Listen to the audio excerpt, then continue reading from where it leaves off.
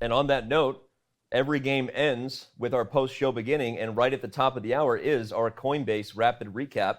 We are going to back this thing up and talk about the draw that just occurred between Jan Nepomniachtchi and Magnus Carlsen. We had e4, despite predictions that we might see something different. Jan plays something that he's played most of his career, the Ruy Lopez. And after castles, bishop e7, rook e1, b5, bishop b3, and then h3, this was the first moment, Fabi, where Magnus showed a little something.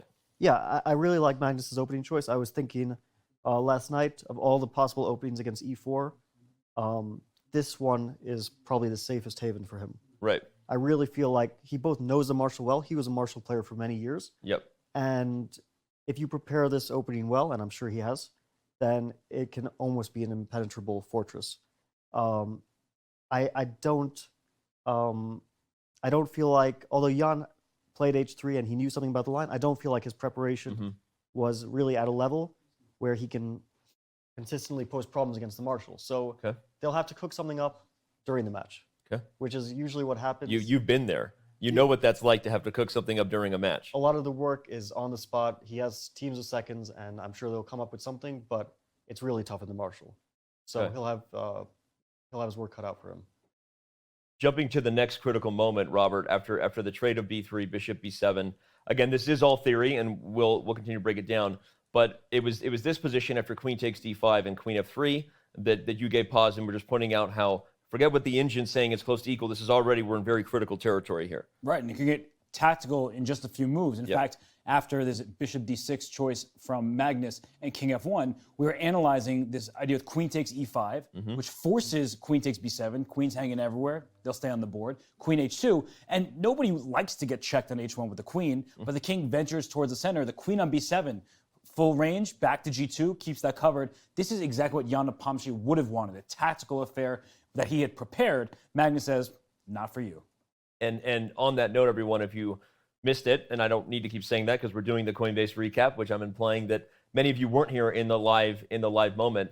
Magnus played this move rook f to b8, which, as Fabi pointed out, technically already this position with king f1 is kind of novel territory. But as Fabi revealed, he had some preparation. You knew this position from preparation, apparently just like some of your 2,800 brethren did. But rook f b8 was clearly something that Jan didn't know was coming based on what went down. The move queen takes d5 is now kind of forced. The main idea of this move is that you guard the bishop, freeing up the queen for all kinds of tactics. Just show one that you did in the game. For example, if knight c3, now queen e5 is devastating because queen takes b7 is met by queen takes e1 with a intermezzo check, and then you win the queen back. Yeah, so this was obviously prepared for Magnus' side. Yep. But Jan reacted very well. I think he played correct moves. Bishop d2, knight f3. These are excellent moves. Yep. Guarding shows that he had an understanding of the position, even if he didn't know it.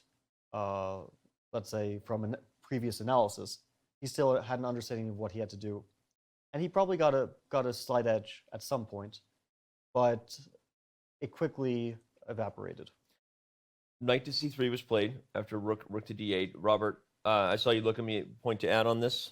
No, just as this game continued, I think almost a mantra could be retreat doesn't necessarily lead to defeat, because both players were making these moves where the black's knight went back from b4 to e7, white's knight jumped around the board back to e2 and g3. So the players were leaving as many possibilities open as possible, giving their opponent room to go wrong, and neither side really strayed too far from the objective best moves.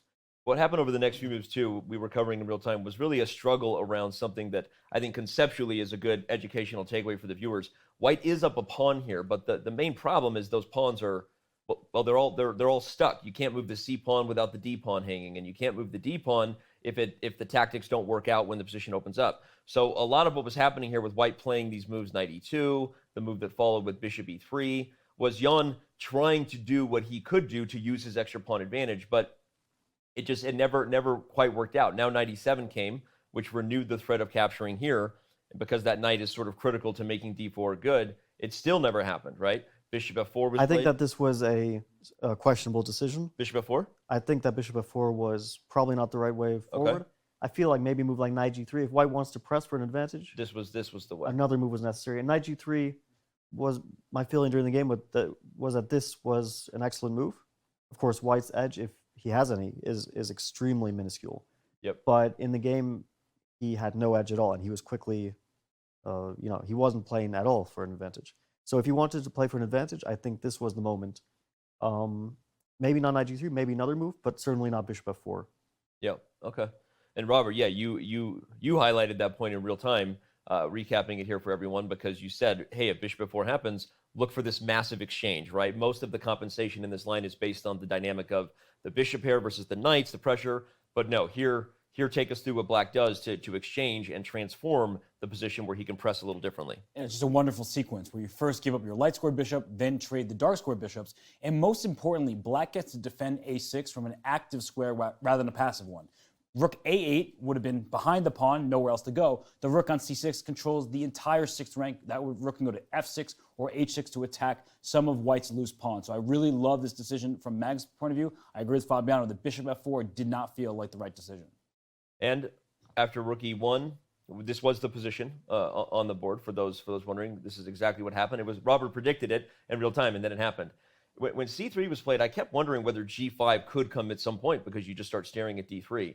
It never did happen, right? Robert, take us through why on that. Anytime you put that pawn on g5, you're putting away from your other pawn. So first off, knight h5 doesn't allow you to take on d3 because of the back rank checkmate. And even disregarding that checkmate for a second, if that rook could stop on e5, your knight is undefended, and behind that knight is an undefended pawn on g5, and of course the c5 pawn requires some defense. So all across the board, there are issues, so black should not push too far because then white can counter. So then Fabi, after c3, knight h4, rook e3, we had e-fawn on at this time. You were observing us. We saw you over there in the corner, just watching the game. King f8, knight g2. You were critical of Jan's defense initially, especially because his knight was so passive on g2. But what was the next critical moment? I think that knight e1 was a slightly dubious decision. Right here. I feel like this is the moment where the position went from level to a tiny bit better for white. Black. A tiny bit better for black. And king e2 felt like the most natural move. I'm sure that Jan had his reason, probably involving f6 and the rook getting kicked around, for why he didn't choose this move. But in the game after knight e1, his knight found it very difficult to get to a good square. It eventually went back to g2, which shows that this was probably not the best play. His pieces were sort of going back and forth, right? Yeah, no, it's a great point. Now the knight has to be on g2 to guard f4. And so things were traveling a road to this moment where we saw that after b4 was played, it was something like in the room, the body language was clear. Magnus suddenly had a little bit of that pressing poise, right? And b4 ultimately wasn't enough, but this showed that he was playing for a win and willing to. He certainly was, because these double pawns on b2 and b3, they can't be defended. That c3 pawn cannot go backwards. It's there just to stop the knight from going to d4 in the first place. But as we get to this point, the rook's coming to b8, those pawns are loose, and I simply love what Jan did at this point, because it's easy to be materialistic, to say, I'm going to keep my extra pawn, and then that's going to help me survive and maybe even go on from there. But no, you get too much trouble, your pieces are passive, so giving up the pawn to activate your remaining pieces, great decision. Yep. Well, b4, you did highlight right away that the one drawback of b4 is the c4 square. Could this donkey of a knight somehow get over there? Well, we're gonna go forward here and see that Jan did eventually find exactly how to do that, but it took a little bit of help from Magnus. This forcing sequence was the right defense from Jan, actively giving back the pawn in order to improve the king. But it was h4 and then rook e1, this critical position where, again, in hindsight, maybe the position that after king f6 and knight e3, maybe this is the position that allowed the chance for a victory to slip away, Fabi. Yeah, I really like Jan's play, starting from a moment where he played king e2. I think that was an excellent move. Yep. Up to, well, basically the end of the game. He really caught his flow here. He was also playing very quickly and playing good moves, and that is vintage a Jan. Vintage Jan. When he finds that form, he's able to play intuitively extremely good moves. And here, all his pieces found the right squares. It was extremely harmonious. How the knight came to c4, the rooks came to places where they could challenge the b file. The pawn on h4, limiting black's knight a bit. Everything was perfectly placed. And here's where Magnus made what I feel is maybe not objectively a serious mistake, but certainly practically a serious mistake. and I'm going to let Robert take us through what that critical moment was. The move that should have been played for black to keep the pressing chances was knight f4.